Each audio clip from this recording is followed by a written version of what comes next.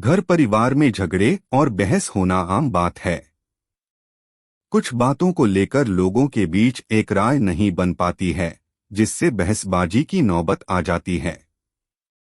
घर के सदस्यों के बीच झगड़ा हो जाए तो माहौल खराब हो जाता है। इससे सभी की जिंदगी बुरी तरह प्रभावित होती है। कई बार लोगों के घर में छोटी छोटी बातों पर झगड़ा होने लगता है, जिससे घर में अशांति फैल जाती है। इससे लोगों के मानसिक स्वास्थ्य पर असर पड़ने लगता है। घर में शांति न होने से आर्थिक और सामाजिक रूप से भी नुकसान झेलना पड़ता है। इन झगड़ों को रोकने के लिए अगर आपकी कोशिशें कामयाब नहीं हो रही हैं, तो वास्तु के कुछ उपाय अपना सकते हैं। वास्तुशास्त्र में कुछ उपाय बताए गए हैं, जिनको अपनाकर परिवार के झगड़ों को खत्म किया जा सकता है। इससे परिवार में दोबारा सुख शांति आ जाएगी। वास्तुशास्त्र के अनुसार अगर आपके घर के लोगों के बीच रिश्ते तनावपूर्ण रहते हैं, तो आपको घर में सफेद चंदन की लकड़ी की मूर्ति रखनी चाहिए। इससे परिजनों के बीच तनाव कम होगा और आपसी विश्वास बढ़ेगा। इसके अलावा आप घर में कदम के पेड़ की एक छोटी शाखा रखें। इससे घर में सुख शांति बनी रहेगी। कदम के पौधा रखने से सुख शांति आती है और घर में पैसों की कमी नहीं होती है। नमक का उपाय आप घर में होने वाले झगड़ों को खत्म कर सकते हैं। वास्तु में नमक को घर से नकारात्मकता दूर करने वाला माना जाता है। कमरे के एक कोने में सेंधा नमक का एक टुकड़ा रखें। नमक के टुकड़े को 1 महीने तक इसी कोने में पड़ा रहने दें। 1 महीने के बाद इसे हटा दें और इसकी जगह सेंधा नमक का नया टुकड़ा रख दें। इससे परिवार में शांति आएगी और पारिवारिक विवाद कम होंगे। कपूर का इस्तेमाल हम सब पूजा पाठ में करते हैं, लेकिन घर का वास्तु दोष दूर करने में भी कपूर आपकी काफी मदद कर सकता है। इसके लिए रात में सोने से पहले आप कपूर को गाय के घी में डुबोकर किसी पीतल के बर्तन में जलाएं। ऐसा करने से घर में शांति बनी रहती है और कलह दूर होती है। यदि आप सप्ताह में किसी एक दिन कपूर को जलाकर उसका धुआं पूरे घर में फैलाएं, तो इससे भी गृह शांति बनी रहती है। पति पत्नी के बीच अक्सर लड़ाई झगड़ा होता रहता है, तो पत्नी रात को सोने से पहले पति के तकिए के नीचे कपूर रख दें और सुबह बिना टोके उसको जला दें और फिर राख को बहते जल में प्रवाहित कर दें। ऐसा करने से दोनों के बीच प्रेम बना रहेगा और रिश्ता भी मजबूत होगा। वहीं घर के ईशान कोण में हर रोज देसी घी का दीपक जलाएं।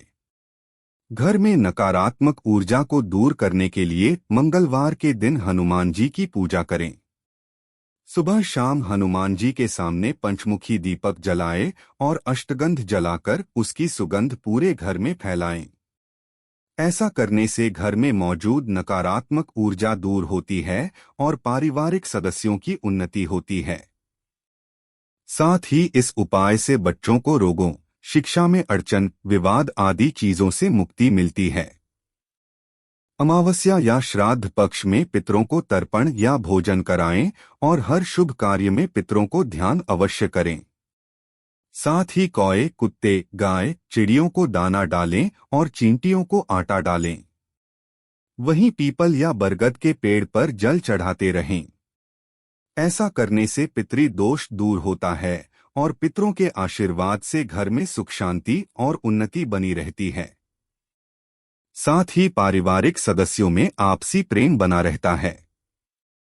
अमावस्या या श्राद्ध पक्ष में पितरों को तर्पण या भोजन कराएं और हर शुभ कार्य में पितरों को ध्यान अवश्य करें। साथ ही कौए, कुत्ते, गाय, चिड़ियों को दाना डालें और चींटियों को आटा डालें।